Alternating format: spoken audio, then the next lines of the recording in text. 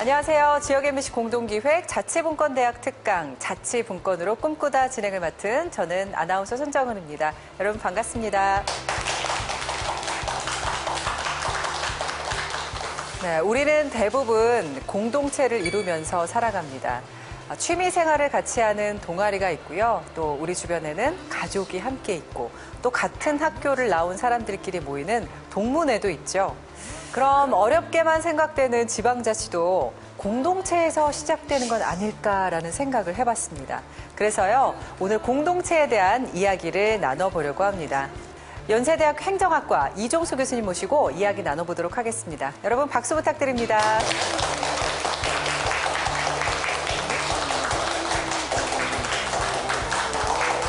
네, 교수님 반갑습니다. 네, 우리나라에서 지방자치가 시작된 지 벌써 20년이 흘렀잖아요.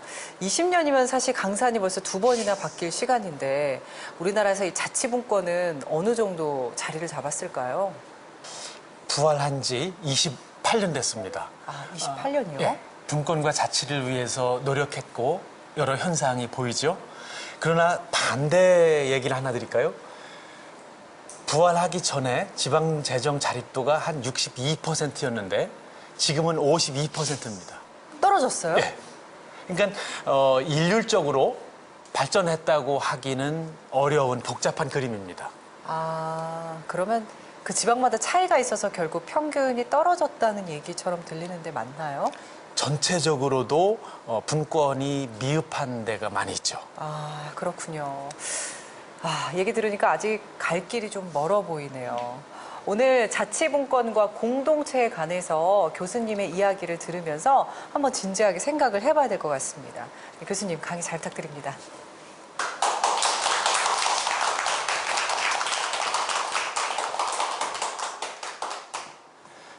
손정은 아나운서께서 28년 부활된 이후에 28년 기간 동안 얼마나 자치분권이 성숙됐는지 질문하셨습니다. 그런데 제가 재정자립도의 경우는 오히려 10%가 떨어졌다. 이 놀라운 일 아닙니까? 자치를 하겠다고, 지방자치를 하겠다고 한 지가 28년인데 또 다른 측면을 또 문제 제기를 해볼까요? 예전에 한 20여 년 동안은 분권을 주로 이야기했어요. 그러다가 현재의 문재인 정권 들어서면서 자치분권이라는 말을 쓰기 시작했습니다. 왜 그랬을까요? 지방자치는 사실 앞에 지방이라는 두 글자, 그 다음에 뒤에 자치라는 두 글자가 합성된, 두 단어가 합성된 말인데 앞에 지방화는 분권을 의미하죠. 뒤에 자치는 밑에로부터 내려 올라오는 민주주의를 얘기하는 겁니다. 그런데 지방재정 자립도도 오히려 줄어든 면이 있지만 상당 정도 분권화가 됐다고 볼 때 오히려 더 안 되는 부분은 자치입니다. 제가 한 28년 동안 혹은 뭐 짧게 하면 25년 동안 전국의 시군구를 많이 돌아다녔습니다. 그러면 지방에 갔을 때, 특히 군청에 갔을 때 군수님이나 공무원께서 하시는 말씀이 녹음기 틀어놓은 거랑 똑같아요. 12만 3만이랍니다. 예전엔 우리 군이 인구가 12만이었는데 지금 3만이에요. 똑같습니다.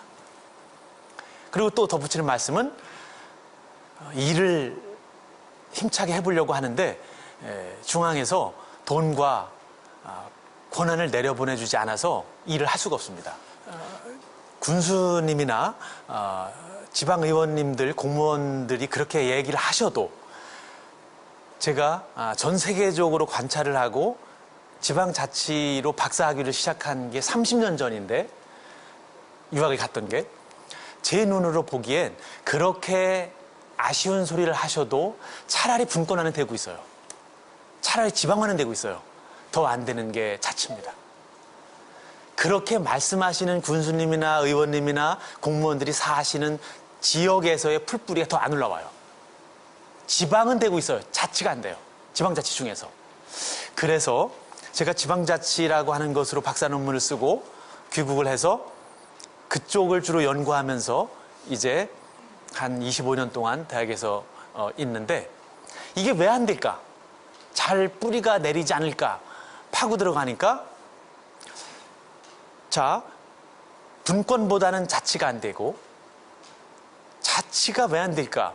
참여가 안 되는 건데 참여가 안 되는 이유는 공동체가 와야 돼서 그래요. 그래서 제가 요새 가르치는 수업에는 공동체를 가르쳐요. 그거를 빼놓고는 그냥 지방정부나 중앙정부의 관계, 분권만 해서는 너무나 깊이가 얕아요. 문제의 근원에 도달하기 어렵습니다. 보세요. 제 주변에서는 친구들이 내가 연구하는 게 지방자치인데 내가 보기에는 지방자치 저럴 거면 안 하는 게 낫다. 예산이나 아끼는 게 낫다. 그런 얘기를 많이 한다고요. 국민들이 체감을 하지 잘 못합니다. 지방자치에 대해서. 그 이유 역시 자치가 안 되기 때문인데 자치는 곧 공동체에서 시작합니다. 어느 날 여러분들에게 지역의 공동체나 어울림이나 그런 것이 많이 우리 사회가 약화되고 와야 됐는데 어느 날 구청에서 중요한 안건이 있으니까 구청에 대강당에 모이라고. 모여집니까? 참여는 중요한 건데 공동체적인 어울림이 없이는 어려운 겁니다. 참여는 지금 모든 자치단체에서 참여가 아쉽다고 어렵다고 얘기하는데 앞으로도 영원히 어려울 거예요. 아마 공동체가 회복되지 않으면 불가능할 겁니다. 이게 생활자치, 마이크로 자치, 그 안에서의 공동체, 그 어울림, 그거를 우리가 이 시간에 생각해 보고자 하는 겁니다. 왜 공동체인가? 이 사진은 제가 서울의 평창동과 구기동에서 만들어 보았던 민회의 사진입니다. 민회라는 말은 100년 전 우리 조상들이 쓰던 말이에요. 향회, 민회. 멋지지 않나요? 주민회의라는 거예요. 자치회 무슨 센터보다 더 멋지지 않나요? 민회. 사람들이 어울림, 지역 단위로 무엇이 문제이고 어떤 문제를 혹은 어떤 우리가 소망을 가지고 있는지 그리고 우리가 서로 어떤 것으로 나눌지 교류할지 어떻게 서로 웃을지 그게 이런 민회 혹은 공동체의 시작이라고 볼 수가 있습니다. 저는 이 말을 친밀 권역이라는 말로 표현해요.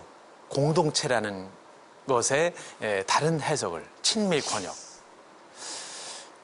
우리 현대사에서 박근혜 대통령께서 아쉽게 탄핵을 당했습니다. 안타깝게. 근데 저는 그 사태를 좀 다르게 해석하는 성향이 있어요. 친밀 권역은 가장 적게는 가정이거든요. 좀 더 키우면 지역사회예요. 그거는 인간이 그 안에서 회복하고 치유하는 공간입니다. 거기서 긴장이 풀어지고 감시받지 않고 평가받지 않고 비판받지 않고 서로 격려하고 위로하는 것이에요. 친밀 권역이 없으면 지도자도 또 일반 사람도 아주 긍정적이고 또 대단히 생산적인 감정의 상태, 그런 행동을 유지하기가 어렵습니다. 박근혜 대통령께서 굉장히 정서적으로 어려웠을 거라고 저는 생각이 듭니다. 문제의 원인이 거기에 일부 있었다고 저는 생각을 하는 편입니다. 또 우리 바로 서울시청 앞에는 거의 매일 꽹과리 소리가 시끄럽죠. 촛불과 태극기가 번갈아 모입니다. 저는 이 현상을 물론 저도 참여를 했었습니다. 그러나 그런 참여하는 내용을 빼고 저는 공동체의 관점에서 다르게 해석합니다. 아무리 관심이 없는 사람도 공동체에 대한 어울림의 욕구, 그 희망, 열망이 있어요. 또 공공성과 공공적인 정의에 대한 갈망이 있다고요. 근데 공동체가 와야 되고 약화되면 그 갈망이 평상의 생활을 하다가 한 3년이나 4년에 한 번 분출합니다. 그 불꽃이 무엇으로 지펴지냐 하는 소재만 다를 뿐이에요. 3년이나 4년에 한 번 모일 수밖에 없어요. 공동체가 한국 사회에 굉장히 약화됐습니다. 평상시에 사실은 그런 어울림, 친밀권역에서의 어울림, 그런 카타르시스, 기쁨, 그것이 있어야 하고, 또 공동체에 대한 헌신, 거기서 얻는 보람, 치유, 그다음에 공정성, 공정의 정의, 그런 것들이 공동체에서 느껴져야 해요. 그래야 정상입니다. 그러면 훨씬 더 우리는 태극기와 촛불을 들고 고생해야 하는 일이 적을 겁니다. 공동체는 그런 겁니다. 친밀권역. 이것은 제가 여름에 갔던 스위스의 뮤렌이라고 하는 마을입니다. 놀랐어요. 저 산 위에 고지에 저렇게 아름다운 마을을 만들고 사람들이 저녁에 모여서 음악회를 하더라고요. 또 그 생활에 놀랐어요.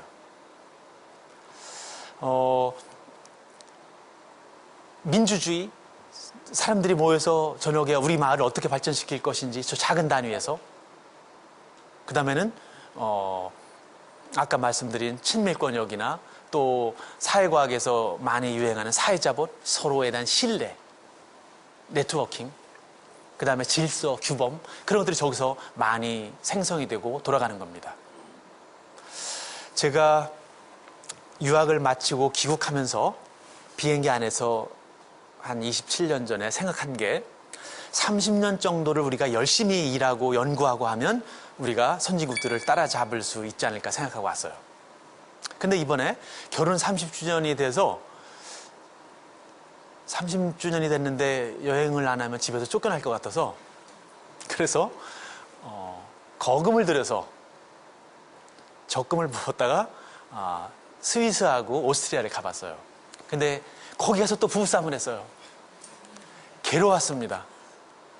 괴로운 이유는, 제가 제일 괴로웠던 이유는 저거 유일한 거예요. 제가 27, 8년 전 30년이면 우리가 쫓아갈 거라고 생각했는데 가니까 죄송합니다 이렇게 표현해서 30년의 어림도 없었어요. 제가 볼 때 50년이나 100년에도 쫓아갈 수 있을까 할 정도로 더 버려졌어요, 사회가.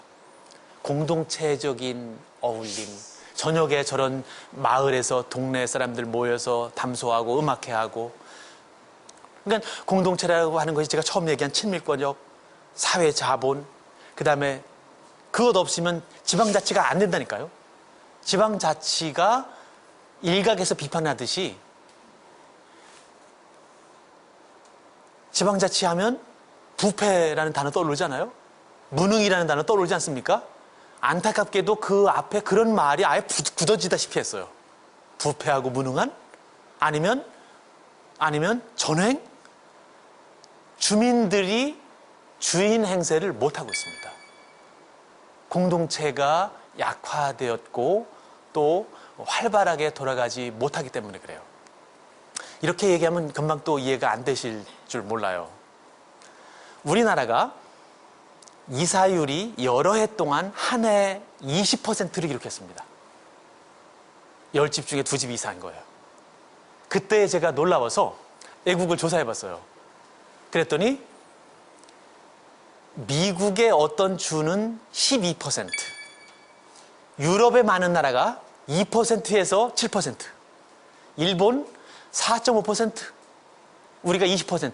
제가 오늘 오다가 직전에 컴퓨터를 검색해 보니까 작년, 재작년에도 한 18%. 주택이 매매 이렇게 안 되는 상황에서도. 그러니까 우리가 20%대를 오랫동안 이사를 해왔는데 다른 나라가 2%, 10%, 우리 절반 정도, 절반도 안 되는 이사율이 이렇게 많아요. 그 다음에 국가의 역할이 강력해요. 웬만하면 우리는 정부는 하고, 개콘에도 나오지 않았어요? 정부는 하고 외치는 거, 뭐 해달라고. 뭐든지 정부에. 그만큼 정부는 다스리려고 하고, 지배하려고 하고, 민의, 풀뿌리의, 자치의 그런 움직임은 약한 거예요. 지역 현안을 얘기해 보세요. 결론은 아마 대부분 정부는 하고 외칠걸요? 그렇게 공동체나 민이나 풀뿌리가 강하지 못한 상태입니다. 강하지 못하다는 말을 더 심하게 표현하고 싶지만 방송이라 제가 강하지 못하다라고 말씀드리는 거예요. 공동체가 그럼 무엇일까? 공동체를 만들자, 마을 만들기를 하자, 무엇을 하자는 얘기인가?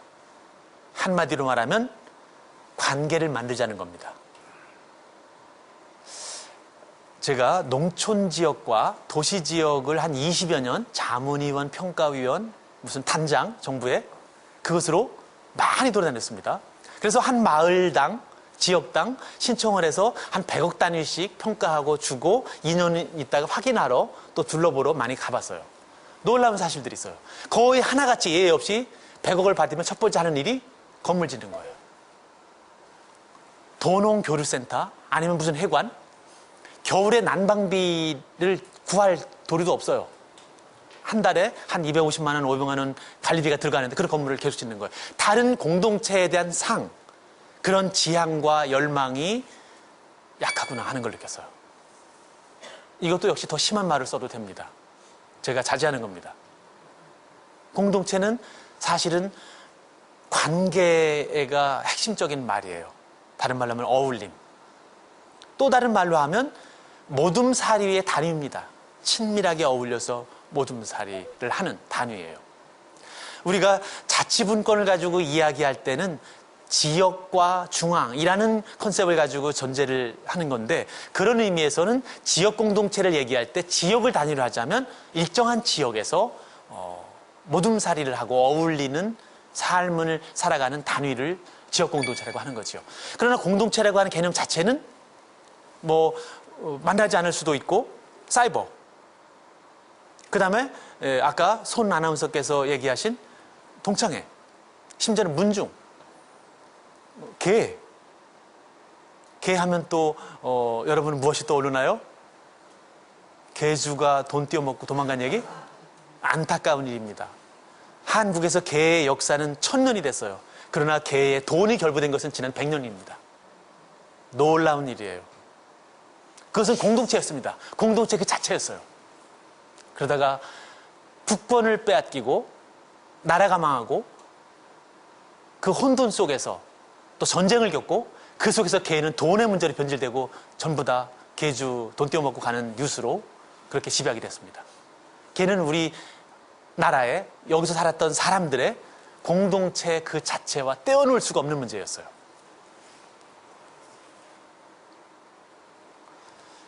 이 사진은 올여름에 오스트리아에 갔다가 제일 아름답지 않은 도시에서 중간에 기착을 했어요.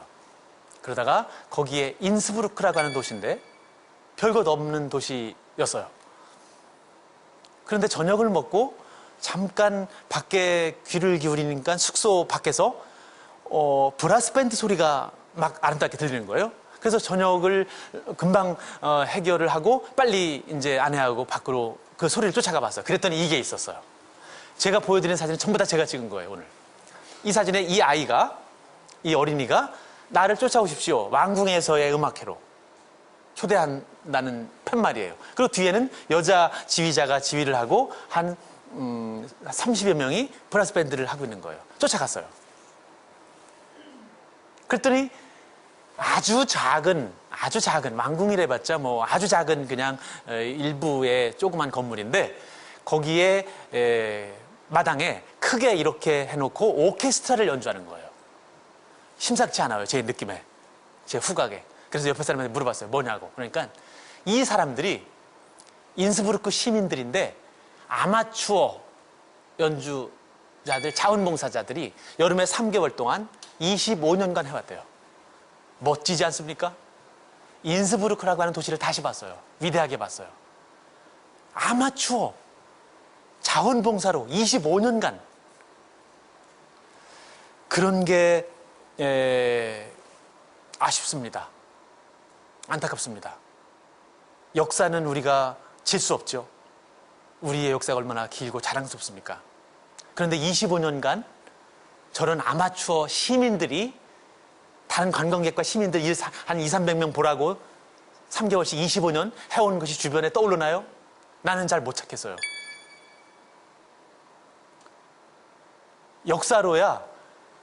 역사가 갈증이 나서 제가 찾아봤어요. 그러다가 안동을 가봤습니다. 기쁜 소식이 있어요. 안동에 540년 된 개가 살아 있습니다. 먹는 개가 아니고 개. 또 530년 된 또 개가 있어요. 안동의 우향개와 임계개가 그렇게 530년, 40년 됐어요. 그 다음에 강릉의 금난반월해 그 개가 540년이 넘었습니다. 안동의 임계개는 그보다 조금 덜 됐어요. 100년 된 거 이상을 찾기 어려운 나라에서 530년, 40년 된 개가 아직도 작동하고 있다? 해마다 개해를 합니다, 아직도. 신나지 않아요? 보물을 찾은 것 같지 않습니까? 공동체는 이 역사와 밀접히 관련돼 있어요. 역사를 이어가야 공동체는 쉽게 그것이 유지되는 것이고 그것이 또 쉽게 회복할 수 있는 거예요. 이 다른 많은 또 역사가 있지만 눈에 보인 25년이라고 하는 오케스트라의 자원봉사의 역사, 시민 아마추어 이것들이 눈에 들어왔습니다. 이것은 역시 아까 제가 보여드렸던 스위스 뮤렌이라고 하는 산 골짜기 한 200가구 그거 되는 곳에 저녁에 이런 연주를 하는 거예요. 수준 높습니다. 저 유리창 밑에는 천길 낭떠러지예요. 그 높은 산에서 저렇게 지어놓고 그 자그마한 호텔이에요. 숙소, 일반 우리의 모텔 정도의 호텔. 그런 데서 주인은 공간을 그렇게 쓰려고 지었고 주민들을 모여서 이따금씩 저렇게 음악회를 하고.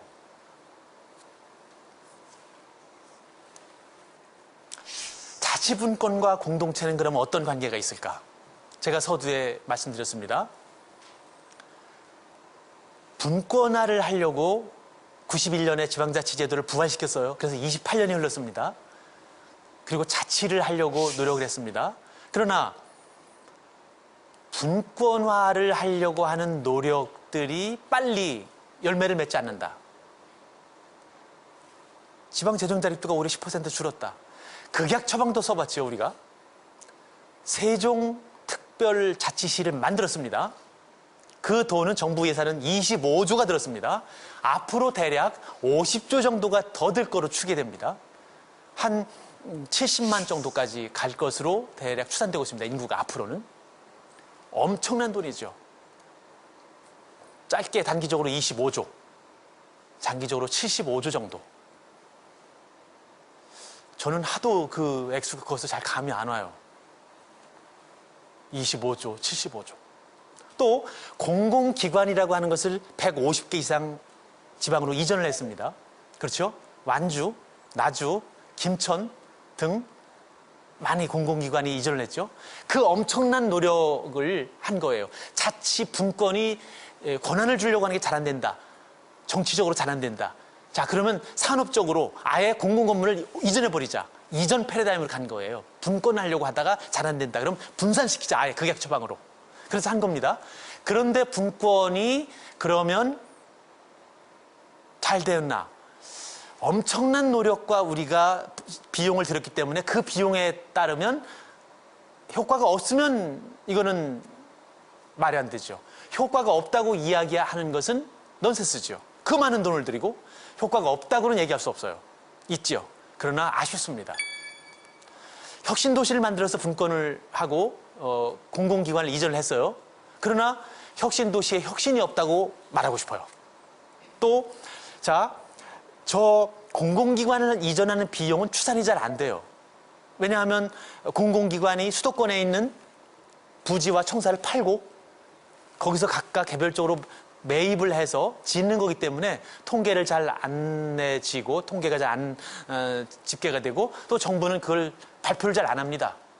그 엄청난 비용에 대해서. 그래서 객관적인 통계가 잘 안 나오지만 그 기관이 이전하는 것도 청사 지어야죠. 부지 단장해야죠. 시설 또 그 안에 해야죠. 이전해야죠. 도로 해야죠. 이것도 수십조를 넘는 거겠지만 그 주변에 들어서는 아파트들을 보세요. 비슷한 아파트 아닌가요? 그 주변의 모도시와 구도심과 그리고 또 구도심에서는 또 공동화의 아우성을 쳐요. 다 빠져나간다고. 인근의 도시에서 나간다고. 그래서 분산과 분권을 해야죠. 그러나 얼마나 미래의 우리의 성장 동력을 우리가 거기서 확보하는지 우리가 선진국으로 가기 위해서는 부가가치가 높은 그런 것들을 해야 하는데 분권을 우리가 제대로 하는지 우리는 굉장히 성찰을 하면서 추진해야 합니다. 그래서 분권이 필요하지만 우리는 훨씬 더 성숙한 전략을 써야 하고 그러는 속에서 자치가 뒷받침되어야 분권이 지속성이 있어요.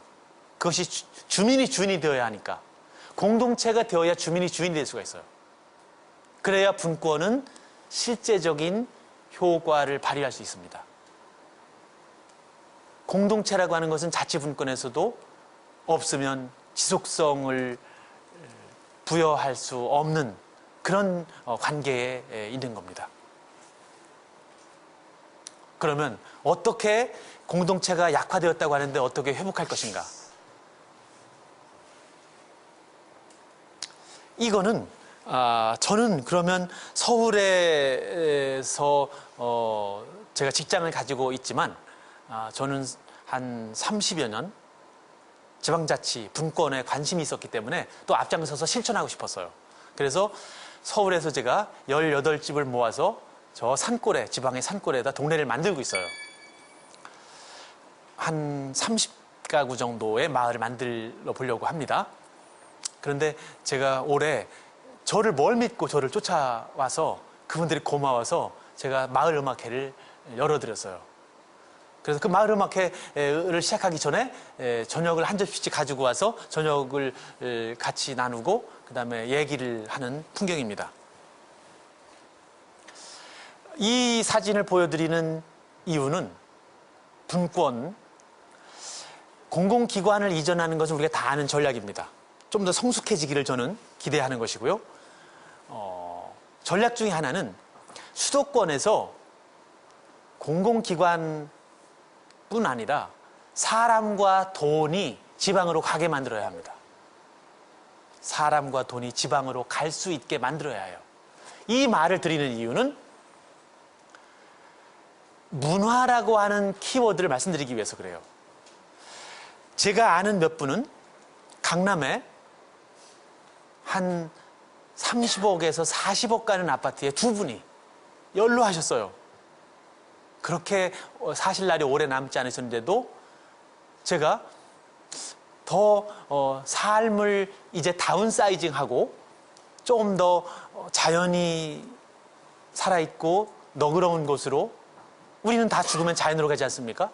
그래서 그렇게 우회적으로 말씀을 드렸더니 생각을 해봤는데 갈 데가 없다는 거예요. 그래서 여러 사람이 그런 반응을 보이는 걸 보면서 제가 느낀 바가 나이가 들어서라도 문화적으로 세련되고 성숙한 곳이 아니라면 못 움직이는구나. 많은 사람들이 생각보다는 지방으로 가고 싶어요. 서울 시민의 60%가 농림부 서베에 의하면 60%가 지방으로 가고 싶어요. 농어촌으로. 그러나 안 움직입니다. 못 움직여요. 왜냐하면 문화적으로 자기가 웃음을 띌 만한 곳이 아니면 말년에 죽기 전에 인생 망한 줄 알아요. 그렇지 않겠습니까? 그래서 또 한 명의 큰 유명한 시의 시장님은 그러시더라고요. 물론 가긴 가지요. 귀농도 하고 귀촌도 합니다. 이 시장께서 농담으로 귀농 귀촌을 하게 하더라도 제발 지방시에 와서 지방세도 좀 납부하고 활동도 하고 일 좀 할 수 있는 사람들 보내라고. 전부 다 그냥 일 안 하고, 그러니까 다 은퇴한 다음에 와서 뭐 해달라 와서 그 부탁하고 시위하든지 그렇게 하는 거가 너무 빈번하다고. 그래서 우리의 생각과 패러다임과 정책도 좀 바꿔야 해요. 제가 지방으로 갑니다. 저도 집을 지었어요. 그런데 6평을 넘어서면 일각 위주택이에요. 거의 징벌적으로 견제와 그런 조세와 그런 정책의 대상이에요. 지방의 생활을 하기 위해서 예를 들어 집을 지었다. 절대로 거기에 지방의 땅값이 오르더라도 집을 진 값이 나올 수가 없어요. 투기 때문에 가서 차라리 그런 것을 짓지 않고 땅 사놓고 그것도 크게 그리고 팔아먹을 때 기다리는 사람들이 투기꾼들이에요. 집이라도 짓고 생활을 해보려고 하는 사람은 절대로 그 돈을 뺄 수가 없습니다. 그 다른 생각을 가지고 좋은 생각을 가지고 움직여 보려고 하는 거예요. 근데 예를 들어서 강원도에서 실제적으로 은퇴한 분들이 일정한 마을을 이룬다 하면 인프라를 하라고 한 1억 5천 정도씩 지원해 주는 게 있습니다. 그런데 공영방송 뉴스에 나오더라고요. 주민들이 제보를 한 거예요. 1억 5천씩 지원을 받고 실제적으로 내려오는 사람은 전체적으로 주민등록 옮기고 주중에 와서 살지 않고 주말에 오는 게 전부라고. 그래서 뉴스에 2번 나왔어요. 공영방송에. 근데 저는 그 도청 공무원에게 말했어요. 강원도가 실제적으로 세금 내고 일하고 이 사회를 이끌고 세계적으로 활동하는 사람을 끌어들여서 살게 그렇게 돈도 거기서 쓰고 투자도 하고 하려면 은퇴하고 노년에 가까워서 움직이기 힘든 사람만 주중에 와서 하루 일주일 있는 사람 기대하지 말고 일주일에 3일 4일에 와서 있는 그 사람들을 왜 거부하느냐고. 실제의 분산 분권의 패러다임으로 가려면 돈도 있고 활동력도 있고 지방세에도 기여하고 그다음에 거기서 이 나라나 세계를 위해서 뛸 수 있는 그런 사람들이 도시에서 한 4일 일하고 농촌에서 한 3일 있든지 아니면 이틀 도시에서 있고 5일 시골에 살 사람들을 왜 그 사람들을 막느냐고. 실제적으로 사람을 또 돈을 끌려면 그런 사람들 유치하라고 얘기했습니다. 그것도 본격적으로 전략이 되어야 합니다. 문화가 성숙하지 않으면 그런 사람들 끌 수가 없어요. 문화, 창조 산업이 또 전 세계의 미래를 결정할, 국가의 경쟁력을 결정할 겁니다. 문화. 아까 제가 음악회라고 하는 사진을 보여드리는 의도도 거기에 있습니다. 뭐 그 중에 하나죠. 그렇지만 많지요. 갤러리, 무슨 연극, 아니면 무슨 IT, 문화에 관한 것. 공공기관도 좋습니다. 그러나 그것이 한 도에 조 단위 이상으로 올 바에 문화적인 것을 그 정도 투자한다면 이것은 역사가 바뀔 겁니다. 그날 동네 사람들이 이렇게 모여서 제가 열어준 동네 음악회에 이렇게 음악회를 했습니다. 너무너무 좋아했어요. 종교적인 이야기를 한마디도 안 했습니다. 그러나 이튿날 동네 주민을 시장에서 만났어요. 그랬더니 그분은 종교를 갖고 있는가 봐요. 저한테 어젯밤 은혜 많이 받았어요. 그러더라고요. 저도 너무너무 흡족하고 행복했습니다. 제 거실에서 보는 풍경이에요. 저는 도시에서 삽니다. 그리고 많은 사람들이 언제 내려올 거냐고 저한테 강요하듯이 얘기합니다. 저는 물론 내려갈 준비가 되어 있고 준비를 할 겁니다. 그러나 도시냐 농촌이냐 양자에서 태일하도록 강요하지 마십시오. 인간이 가장 행복하게 사는 방법 아니면 사회가 가장 행복하게 발전하는 전략은 도시와 농촌을 같이 누리는 겁니다. 그렇게 하게 지원해 주십시오. 또 6평만 넘으면 1가구 2주택으로 징벌적으로 정책을 구사하던 것은 몇십 년 전에 만들어진 정책이에요. 그런 거 뜯어 고쳐야 합니다. 예, 동이 틀 때는 이렇습니다. 다른 수입이나 다른 게 엄청나게 많지 않더라도 저는 사실은 저 동이 틀 때 5시에 눈을 떠서 책 하나 가지고 창밖에서 잠을 못 자요. 매일 몇 년 동안 저 동 트는 걸 보느냐고. 매일 다릅니다. 너무 아름다워서. 그리고 친구나 제 가족에게 문자 하나 보내요. 다른 말이 안 나와요. 글로리어스, 하늘의 영광. 그 자연이 저렇게 감동스럽습니다. 저는 또 그렇게 문화가 된다면 이건 또 구름이에요. 구름. 문화가 된다면 저 말고 수백, 수천 마을이 생길 겁니다. 제 주변에 그렇게 희망하는 사람들이 또 이렇게 많아요. 저는 또 개인적으로는 제 애가 하나밖에 없는데 아들을 자연 속에서 키우고 싶어서 아무것도 사전 정보가 없었어요. 그래서 몰라서 검색을 하다가 산속에 있는 학교가 어디 있을까 하다가 인터넷에 보니까 거창이라는 곳에 산속에 고등학교가 있더라고요. 기숙사가 있어야 하니까 또 저희 집에서 나가니까. 그래서 집은 서울이지만 고등학교를 그걸 보냈어요. 인생에서 제일 잘한 결정이라고 생각돼요. 저녁에나 또 아침에 아들놈이 지금은 졸업했지만 이제 대학을 갔지만 이제 문자가 와요. 아빠, 새벽 5시, 6시에 옆방 애들하고 한판 하기로 했어. 그 새벽에 이 혈기왕성한 놈들이 일어나서 옆방 애들하고 축구샵 하는 거예요. 그 산속에서 뛰어놀으라고. 근데 저녁 때 그렇게 뛰어놀고. 자연 속에서 키우는 것이 과외하는 것보다 훨씬 더 사람을 성장을 시킨다고 나는 확신합니다. 그러면 사람들이 걱정해요. 또 걱정하는 게 아니라 의심도 해요. 그러니까 옆에 있는 어떤 교수는 그럽니다. 제가 산속으로 아들을 고등학교 보냈다니까 농어촌 특례 입학을 노려 그러더라고요. 이거 가지고 대학 입학 못 가요. 그건 아니에요, 대상이. 자연의 힘을 저는 믿는 거지. 그러면 또 걱정해요. 자식을 버렸나? 어떻게 됐을 것 같아요? 지가 원하는 대학 다 합격합니다. 자연은 대단한 겁니다. 이 세상에 남아있는 시나 그림이나 다 보세요. 자연을 베낀 사람들입니다. 음악도 보세요. 자연을 베낀 사람들입니다. 자연을 베낀 거예요. 그것 이상 가기는 어렵습니다. 인간이. 그렇기 때문에 지역의 분권, 자연, 문화, 우리 동네 아무것도 없는데요. 아니요. 제가 간 이 동네 보세요. 이것보다 더 없는 데 있나요? 아무것도 없어요. 해는 똑같을 거 아니에요. 달과 구름은 저랑. 제가 한 2년 후면 대략 동네 모습이 나타나는데 그때 놀러 오십시오. 제가 영국 친구들이나 스위스나 아까 보여줬던 오스트리아나 그런 나라들보다 더 아름다운 동네를 만들고 싶어요. 뭐 전략으로는 또 역사를 좀 회복하는 것. 500년 이상 된 대단한 자원이죠. 그런 역사를 좀 회복하는 것.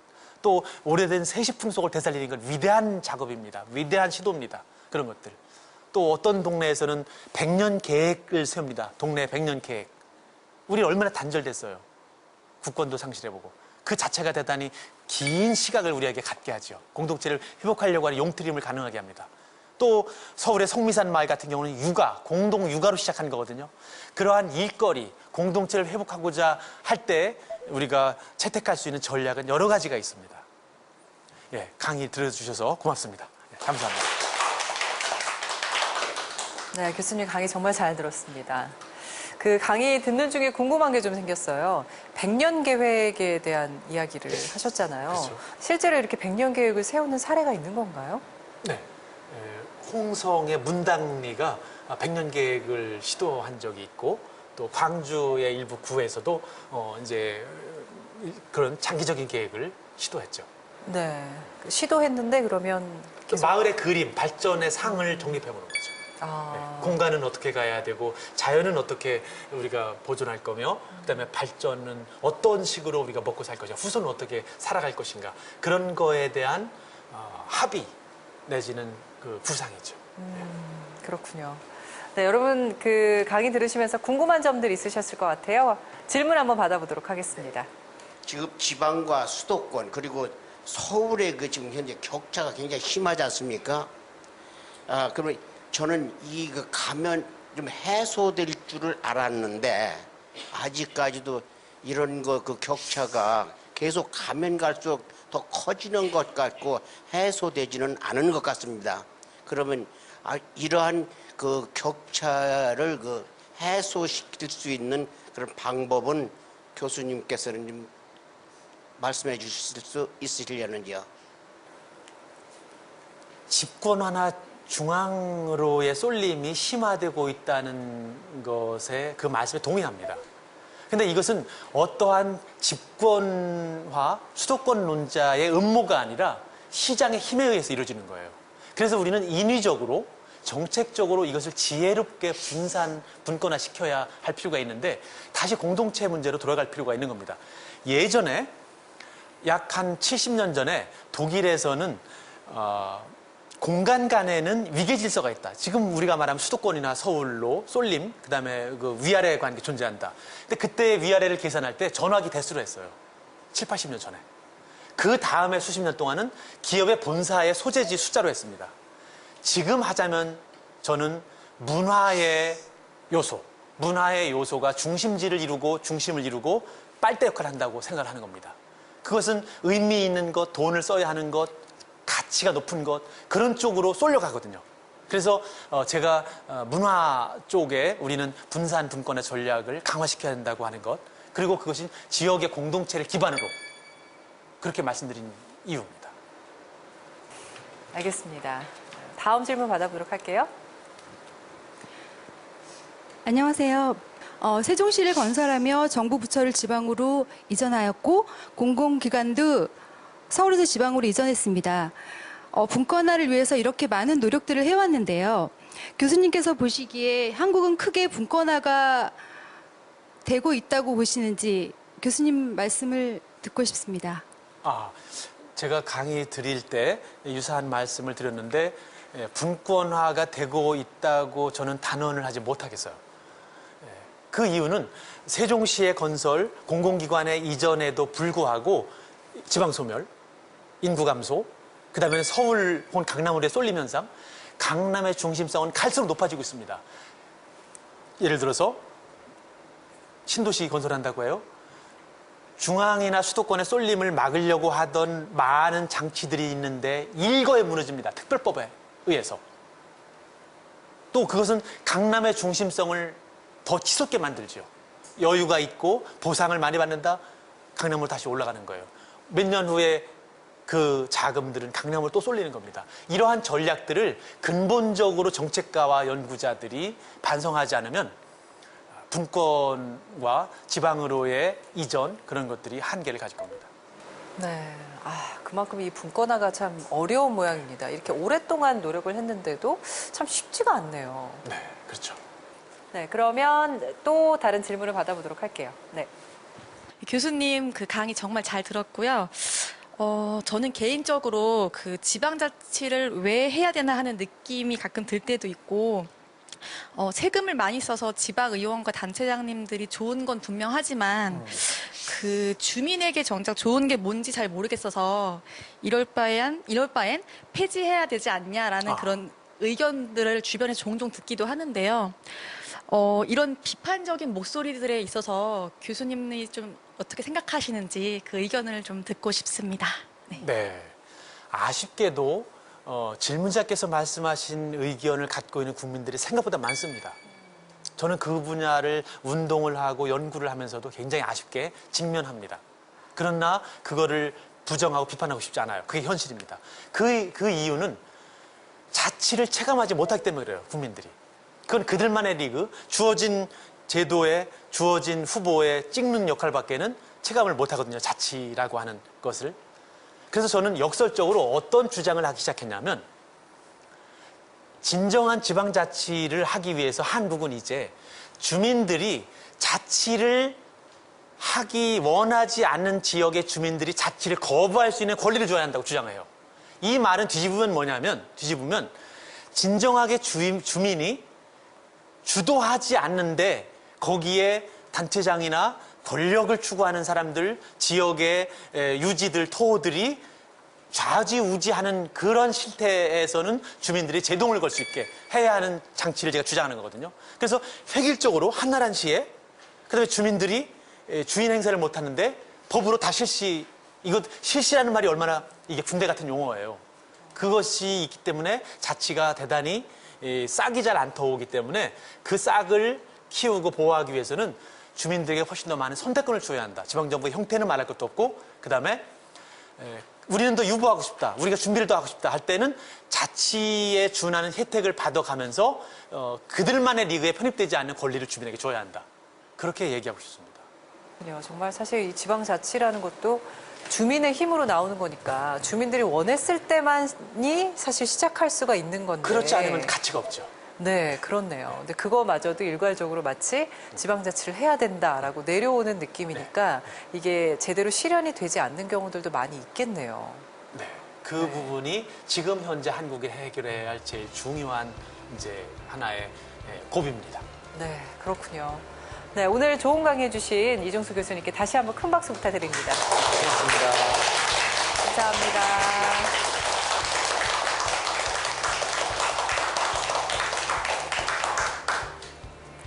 네, 오늘 교수님께서 하신 말씀 중에서 공동체를 회복하는 것은 결국은 주민일 수밖에 없다라는 말이 굉장히 마음에 와닿습니다.